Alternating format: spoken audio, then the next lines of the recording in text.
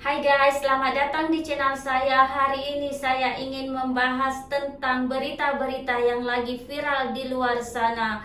Berita kali ini berasal dari Venezuela yang mana dihebohkan oleh publik internasional yang menyebutkan bahwa Presiden Venezuela Nicolas Maduro dan istrinya ditangkap oleh Presiden Amerika Serikat Donald Trump, yang kabar ini cepat meluas ke seluruh media internasional dan menuai pro dan kontra.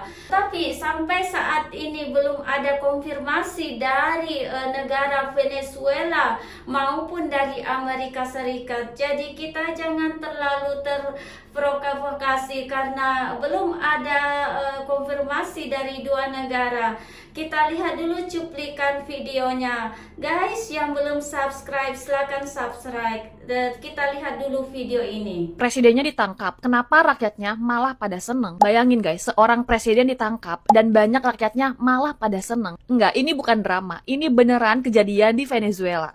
Venezuela itu negara yang kaya minyak, tapi bertahun-tahun hidup rakyatnya dalam krisis. Harga barang naik gila-gilaan, uang hampir nggak ada artinya. Makan, obat, listrik, semuanya tuh susah di sana. Hidup di sana bukan lagi soal mimpi guys, tapi soal bertahan hidup.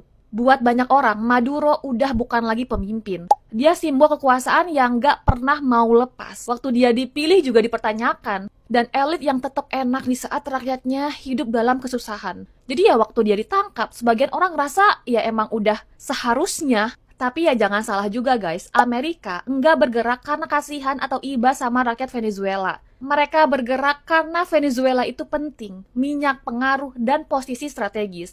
Jadi ini bukan cuma soal satu presiden, ini soal perebutan kuasa global antara negara-negara besar. Di sini masalahnya kalau presiden ditangkap negara lain, kedaulatan ikut dipertaruhkan. Sejarah sering nunjukin negara yang diselamatkan dari luar, kadang ya cuma ganti bos aja, nggak pernah bener-bener memihak pada rakyat. Rakyatnya gimana ya tetap dengan keadaan yang sama guys. Jadi pertanyaannya sekarang udah bukan lagi Maduro pantas gak ditangkap. Tapi apakah hidup rakyat Venezuela beneran berubah? Atau cuman ganti cerita? Atau ganti bos aja? Presiden Venezuela ditangkap oleh Amerika. Anehnya, kok bisa suatu negara menangkap pemimpin negara lain? Ini kuat bener ya Amerika. Udah gitu banyak juga warganya yang seneng karena presiden mereka ditangkap atau diculik oleh Amerika. Nah, Donald Trump juga mengumumkan bahwa negara Venezuela akan dipimpin oleh Amerika sampai adanya pemerintahan transisi yang aman dan stabil. Aman dan stabil menurut siapa tapi? Udah gitu, Donald Trump juga belak-belakan menyatakan bahwa perusahaan-perusahaan minyak dan gas di Amerika akan menggelontorkan investasi besar-besaran untuk mengelola minyak dan gas di Venezuela. Cuan kan? Nah, yang belum tahu nih, gue ceritain sedikit kenapa Amerika sampai menculik atau menangkap Presiden Venezuela Nicolas Maduro. Pemerintah Amerika Serikat ini menuduh Nicolas Maduro terlibat dalam narkoterorisme, yaitu kerjasama antar jaringan narkoboy dan kelompok bersenjata untuk merusak keamanan negara lain. Sejak tahun 2020, Departemen Kehakiman Amerika Serikat secara resmi mengumumkan dakwaan bahwa Maduro dan sejumlah pejabat tinggi Venezuela melindungi jalur perdagangan narkoboy, dituding bekerjasama dengan kelompok bersenjata di Amerika Latin, dituduh menggunakan hasil narkoba untuk menopang kekuasaan politik. Itu semua baru tuduhannya Amerika Serikat, belum tentu benar. Tapi kenapa Amerika Serikat bisa menangkap pemimpin negara lain? Emangnya boleh? Amerika Serikat memakai logika hukum nasional mereka sendiri. Amerika menyatakan bahwa Nicolas Maduro bukan presiden yang sah. Nicolas Maduro dianggap kepala jaringan kejahatan lintas negara. Terus kejahatan berdampak langsung ke wilayah Amerika Serikat. Nah, jadi menurut Amerika, ya mereka bisa melakukan hal itu, tapi belum tentu benar di mata internasional. Artinya suatu saat ini bisa terjadi juga nih ke negara lain. Kalau menurut kalian gimana? Amerika lagi-lagi bikin ulah teman-teman. Lagi-lagi bikin kejahatan internasional dengan menangkap Presiden Venezuela karena dituduh terlibat dalam kejahatan narkoba internasional. Dan ini polanya selalu sama teman-teman. Sama kayak yang terjadi di Irak dan juga Libya yang kita tahu adalah negara kaya minyak. Dan lagi-lagi Venezuela adalah negara dengan kekayaan minyak terbesar di dunia. Dan sekali lagi ini jelas-jelas melanggar hukum internasional. Karena yang menurut hukum PBB, presiden yang masih aktif itu kebal dari hukum atau ditangkap sama negara lain. Kalau ini didiemin terus, ini juga bisa jadi ancaman buat negara kita. Karena ya polanya selalu sama teman-teman, yang diincar adalah negara-negara yang kekayaan alamnya tuh gila. Dan Indonesia itu kaya nikel dan juga batu bara. Jadi ya jangan kaget kalau sewaktu-waktu Indonesia atau presiden kita tuh bisa dibikin kayak begini. Amerika nyerang ibu kota Venezuela, terus nangkep presiden dan ibu negaranya, lalu mau memperjualbelikan cadangan minyak negara itu. Sabtu 3 Januari dini hari, seizin Presiden Amerika Serikat Donald Trump, militer Amerika ngelancarin operasi militer buat nangkep Presiden Venezuela Nicolas Maduro dan istrinya di rumah mereka di ibu kota Caracas, sambil ngelancarin sejumlah serangan. Seenggaknya 7 ledakan terdengar di Caracas di tengah malam buta. Operasi itu berjalan kurang dari 30 menit dan newasin beberapa warga dan tentara Venezuela, menurut Wakil Presiden Venezuela, Delcy Rodriguez. Serangan ke Venezuela ini nggak ujug-ujug terjadi. Dari September lalu, Amerika ngelancarin berbagai aksi militer di kawasan itu. Dari nempatin armada kapal perang mereka di situ, juga ngelancarin serangan bom ke kapal-kapal yang dituduh ngangkut narkoba, newasin lebih dari 115 orang. Trump bilang keputusannya buat nangkep Maduro dan istrinya itu untuk mengurangi pasokan narkoba ke Amerika. Trump juga bilang penangkapan Maduro ini juga bisa membawa manfaat lainnya, termasuk transisi kepemimpinan di Venezuela dan kendali lebih besar atas minyak di negara itu.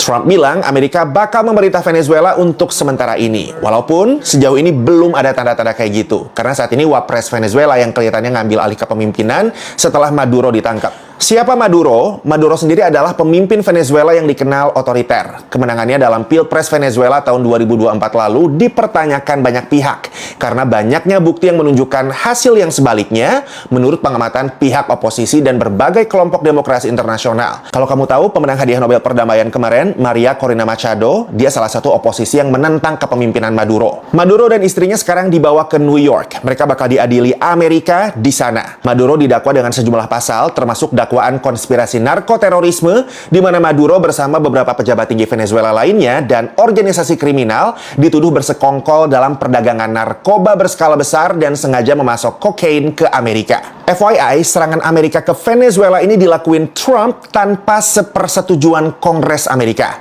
Belum jelas apakah serangan itu sah secara hukum.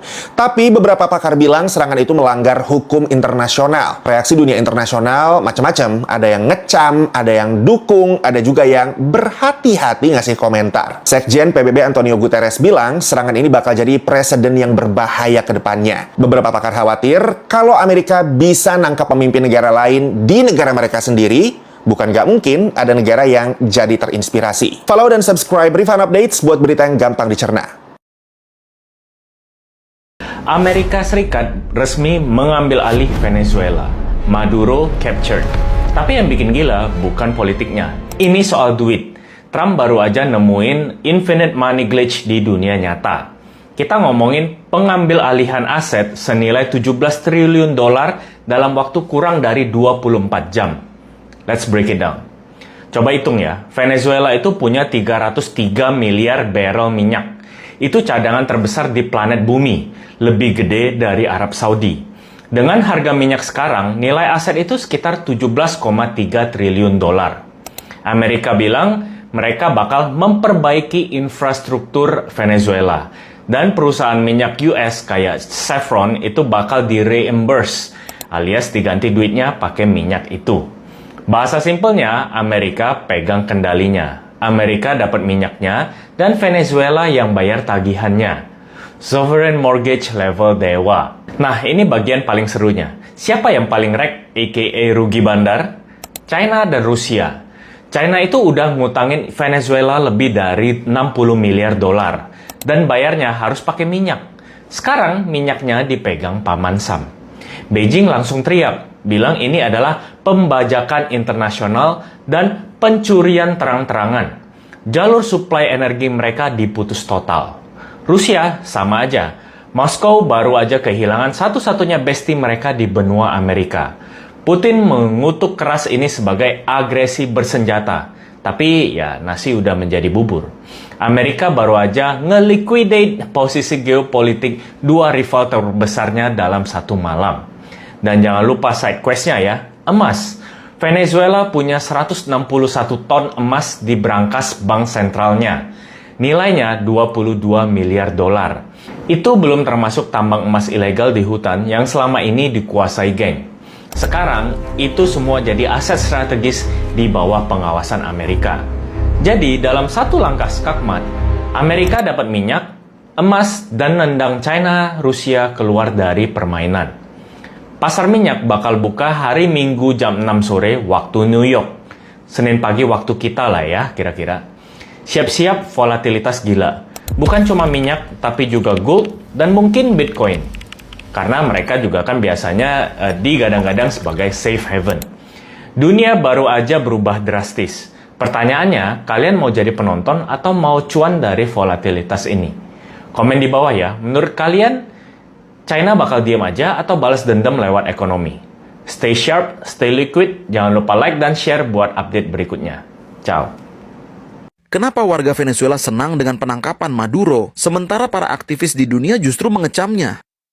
Gelombang protes meledak di sejumlah negara menyusul penangkapan Presiden Venezuela Nicolas Maduro dengan sasaran utama kecaman terhadap pemerintahan Presiden Amerika Serikat Donald Trump. Aksi demonstrasi tercatat terjadi di berbagai penjuru dunia, mulai dari Meksiko, Spanyol, hingga Amerika Serikat. Sambil mengibarkan poster-poster protes, massa menyuarakan kekhawatiran bahwa operasi Amerika Serikat tersebut berpotensi membuka jalan bagi intervensi di Meksiko dan kawasan lain di benua Amerika. Bahkan berkembang opini di kalangan netizen bahwa Venezuela akan dibuat seperti Irak dan Suriah pasca penangkapan sang presiden. Sementara itu di sisi lain, suasana kontras terlihat di kalangan warga Venezuela di luar negeri yang justru merayakan lengsernya Nicolas Maduro. Sorak-sorai atas penangkapan Maduro menggema di jalan-jalan ibu kota negara-negara Amerika Latin. Warga Venezuela yang tinggal di luar negeri berkumpul untuk mengekspresikan kegembiraan sekaligus menyimpan harapan dan tanda tanya mengenai masa depan negara mereka pasca penangkapan Maduro. Kalau tanggapan kalian gimana nih?